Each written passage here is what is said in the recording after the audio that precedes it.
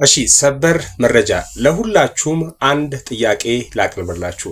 የድሬዳዋ ህዝብ ክርስቲያን ሲሞት የሚቀበርበት ብቸኛው የዘላለም ማረፊያ የት እንደሆነ ያውቃሉ?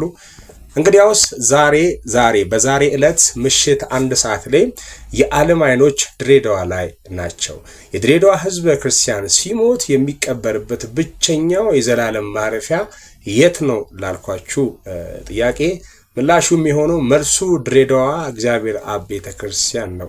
የድሬ ምዕመናን ሲኖሩም አንድ ላይ ናቸው፣ ሲሞቱም መቃብራቸውም አንድ ሰፈር ነው። ቤተክርስቲያኑ ለድሬዳዋ ምዕመናን የልብ ትርታ ነው። ጉዳዩ ምንድነው ካሉ ይህንን በጥሞና ይከታተሉ። በድሬዳዋ ሀገረ ስብከት ውስጥ የሚገኘውና እየተገነባ ያለው የደብረ ታቦር ቅዱስ እግዚአብሔር አብ ህንጻ ቤተክርስቲያን በኢንጂነር ሰለሞን የሺጥላ አማካኝነት በ2008 ዓ.ም ተጀምሮ በፍጥነት እየተሰራ ሳለ በራሳቸው ላይ በደረሰው ድንገተኛ ሞት ምክንያት ስራው ለ6 ዓመታት ተቋርጦ መቆየቱን ይታወቃል። ይሁን እንጂ በግለሰቡ ሞትና በህንጻ ግንባታው መቋረጥ ምክንያት ሲያዝኑና ሲያለቅሱ የነበሩ የቤተክርስቲያን አገልጋዮችና የአካባቢው ምዕመናን በ2015 ዓመተ ምህረት በግንባታ ወር ከሁሉም የድሬዳዋ ምዕመናን ጋር በመሆን የህንጻ አሰሪ ኮሚቴ እንዲያቋቁሙና በሀገረ ስብከት በኩል ጸድቆ ስራዎች እንዲጀመሩ በማድረግ በአሁን ሰዓት የልስንና የመስታወት ስራዎች ተሰርቶ በአሁን ሰዓት የፊኒሺንግ ስራ መሰራት ላይ ይገኛሉ። ስለሆነም ይህንን ህንጻ ቤተክርስቲያኗ ለማስፈጸም የዓለም አቀፍ የገቢ ማሰባሰቢያ አዘጋጅተናል። በዚህም ቅጽር ቤተክርስቲያን ውስጥ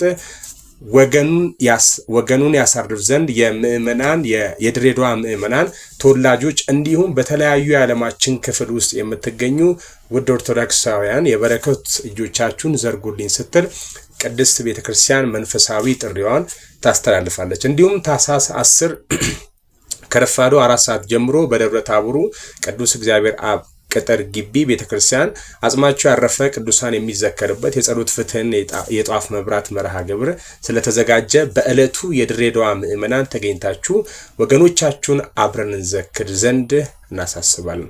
ዓለም አቀፍ ቀጥታ ስርጭት የሚደረግባቸው ቀናት ከታኅሳስ 10 እስከ 12 ከምሽቱ 1 ሰዓት ጀምሮ በሁሉም መንፈሳዊ ዩቲዩበሮችና ቲክቶከሮች ይከታተሉ።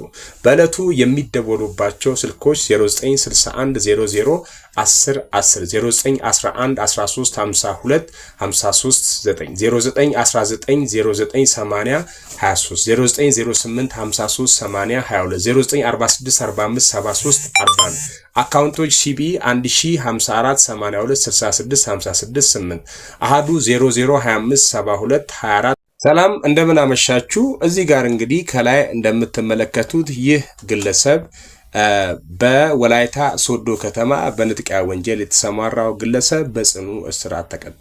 ታኅሳስ 10 2018 ዓ.ም ወላይታ ሶዶ ከተማ መሃል ክፍለ ከተማ ውስጥ የሞባይል ንጥቂያ ወንጀል የፈጸመው ግለሰብ በፈጣን የፍትህ ሂደት የ2 ዓመት ከ2 ወር ጽኑ እስራት እንደተፈረደበት የከተማው ፖሊስ አስታወቀ። ተከሳሹ እስራኤል ጌታቸው የተባለ ግለሰብ ሲሆን ታኅሳስ 9 ቀን 2018 ዓ.ም በከተማው ዋዱ ቀበሌ ልዩ ስሙ ቁሳ ቋማ ማርያም ቤተክርስቲያን አካባቢ ወንጀሉን መፈጸሙ ተረጋግጧል።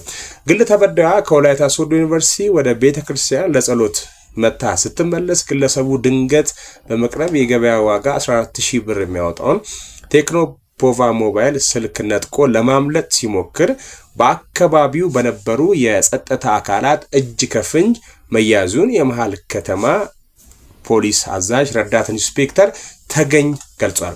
የተጠርጣሪውን የምርመራ መዝገብ ሲመረመር የቆየው የሶዶ ከተማ መጀመሪያ ደረጃ ፍርድ ቤት በዛሬው ዕለት ታኅሳስ 10 ቀን 2018 ዓ.ም በዋለው ችሎት ግለሰቡ ጥፋተኛ ሆኖ በመገኘቱ በ2 ዓመት ከ2 ወር ጽኑ እስራት እንዲቀጣ መወሰኑ የመሃል ፖሊስ ጽሕፈት ቤት ታክቲክ መርማሪ ማስተባበሪያ ኃላፊ ዋና ሳጅን ኢያሱ ኑሩ አረጋግጧል። የሶዶ ከተማ ፖሊስ መምሪያ ዋና አዛዥ ኮማንደር ሀብታሙ አሰፋ እንደገለጹት ፖሊስ ወንጀለኞችን ለሕግ አሳልፎ የመስጠት ተግባርን አጠናክሮ ይቀጥላል።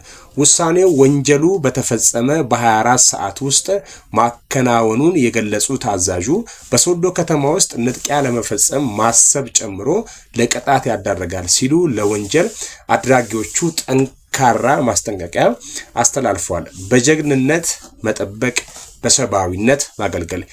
ሜኖ ቴንታና ናጎሳ አሳሙ ቴቴና ሃጎዞሳ። ይህ ምንጭ ከጉርሻ ፔጅ ነው የተገኘው።